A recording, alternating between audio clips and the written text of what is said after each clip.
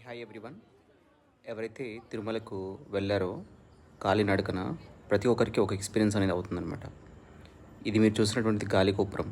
So ప్రీవియస్‌గా గాలిగోపురం దగ్గర మనకు సర్వదర్శనం టికెట్స్ అనేవి ఇచ్చేవాళ్ళు. ప్రజెంట్ ఇప్పుడొచ్చి తిరుమలలో కింద తిరుమలకి శ్రీవారి దర్శనంకి వెళ్ళాలి అంటే దాదాపు తిరుమలలోనే మనం కాకుండా తిరుపతిలోని శ్రీనివాసం దగ్గర కానీ కొన్ని ప్లేసెస్‌లో అరేంజ్ చేశారు అనమాట. సో కింద అలిపిరి మెట్ల నుంచి శ్రీవారిని దర్శించుకోవడానికి ఎక్కే 7 కొండలు కూడా ఒక మామూలు ఎక్స్పీరియన్స్ అనేది కాదనమాట. ఎక్కువగా కాళ్ళ నొప్పులు, తర్వాత లైక్ మెట్లతో నడుస్తుంటే చాలామందికి ఆ పెయిన్స్ అనేవి ఉంటాయి కదా. ఏ పెయిన్స్ అయితే ఉన్నాయో ఆఫ్టర్ దర్శనం తర్వాత ఒక్కసారి మళ్ళీ తిరుగు ప్రయాణం అనేది ఎప్పుడైతే చేయగలుగుతామో ఆ పెయిన్స్ అన్నీ వెళ్ళిపోయేసి ఒక అలసటగా అయిపోయేసి మళ్ళీ ఎనర్జీ అనేది ప్రతి ఒక్కరి బాడీలో అనేది వస్తుందన్నమాట. అసలు ఏంటి బిహైండ్ ద ఎనర్జీ అనేది ఏంటి?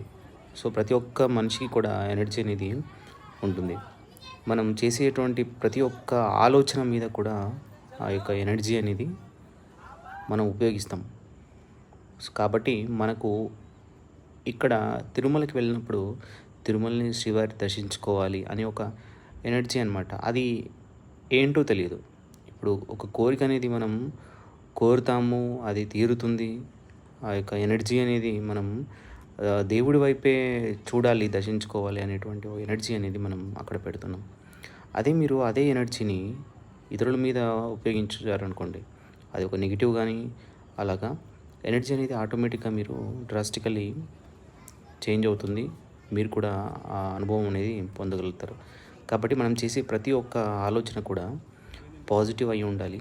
తర్వాత అది మనకు ఉపయోగపడగలదు. Thank you so much.